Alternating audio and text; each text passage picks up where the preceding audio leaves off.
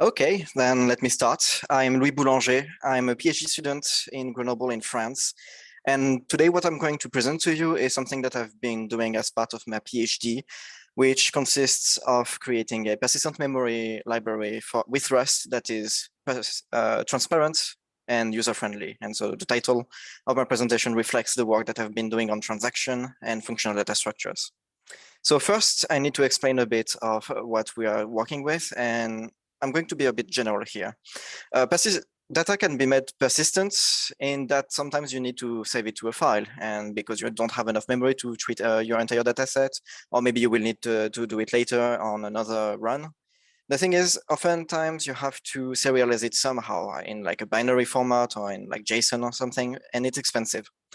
So the idea with persistent memory is, what if we worked directly with something that is persistent so that we just have to run the program and all the memory that was used as working memory is also something that you can use later.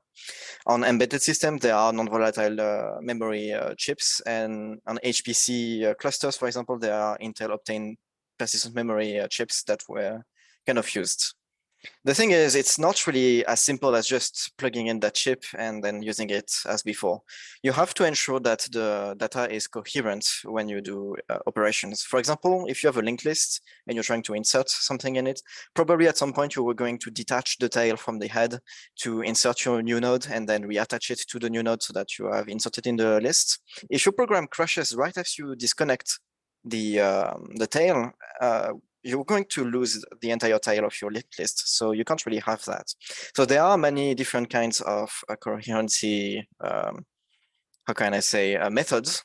One of them, and the one I'm going to use, is transactions.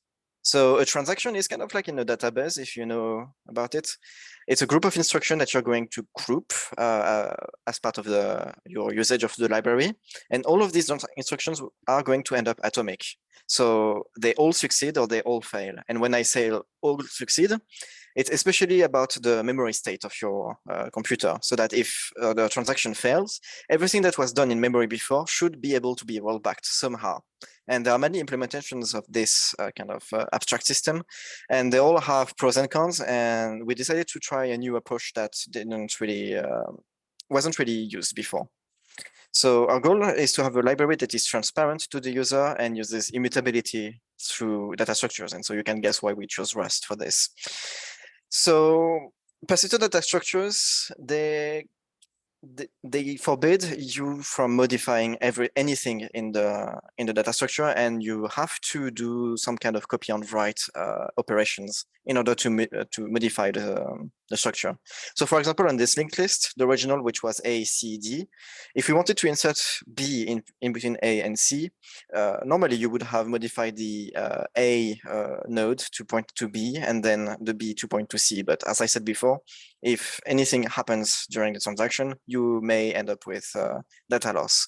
So a persistent linked list would instead copy the node A, create a new node B, and then you can update it without worry of losing anything. And then you say, okay, the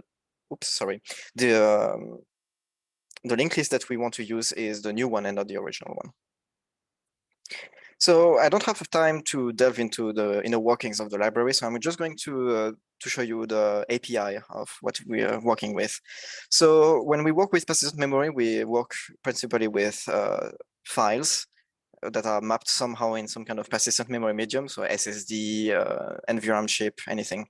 And so when you open it, you specify a generic, which is the structure that you're going to end up as the root.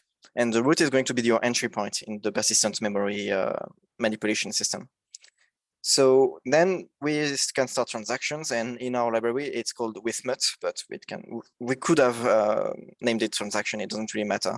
What matters is that it gives you a mutable reference to the root that you open your system with, and so you can modify it in the ways that the persistent data structures allow you to modify it.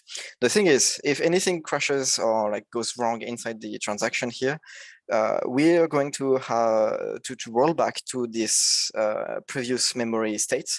And the way that we're going to do it is, one, it's going to be instant, and you don't have to do anything, actually. The memory state is always going to be able to be restored to the previous point, completely free of charge in terms of computation.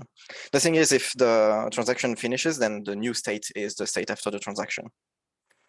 So in order to have a cool API that everyone can use this, we duplicated some types from the REST standard library to adapt it into immutable data structures. So for example, we have the box. If you don't know, the box stores on the heap. And in our case, it stores data on persistent memory. So how do you mutate it? Well, we have a special deref-mute implementation, which is a trait that allows you to dereference mutably something. And when you deref-mute a box, you will allocate a copy, free the old one, and give the reference of the newly allocated node to your user. And it's okay to do that because even if you free it in a current transaction, if the transaction fails, this free operation will have been forgotten if you restart your program. So it's okay to free something in a transaction. We also have a persistent vector. Vector, if you don't know, stores many different, many elements of the same type. So you could ask, well, do I need to copy all the data every time I mutate?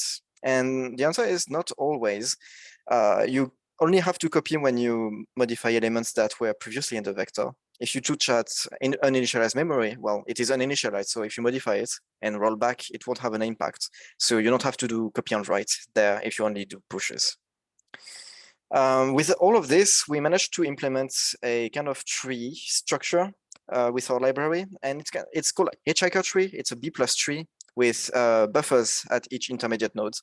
And the data hitchhikes from the top buffer and goes into the buffer of each different inner nodes until you end up at the leaf. And so it's good for I/O and slow memories because when you search stuff that is recent, you don't have to go very far in a tree to find it.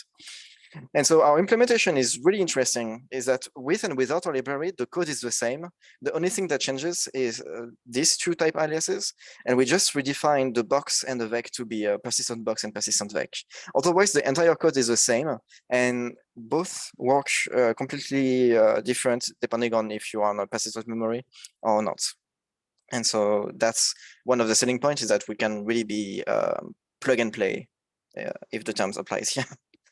So in conclusion, this is the work that I've been doing, and it's still currently ongoing. I'm only a year and a half into my PhD. We are trying to do performance analysis in HPC context. We're going to release the software that we have currently. It's still not working with parallelism, but it's something that we are working on. And also we have some future perspectives with embedded systems and some real applications. And so if you have any questions in the chat or talk on GatherTown. Thank you.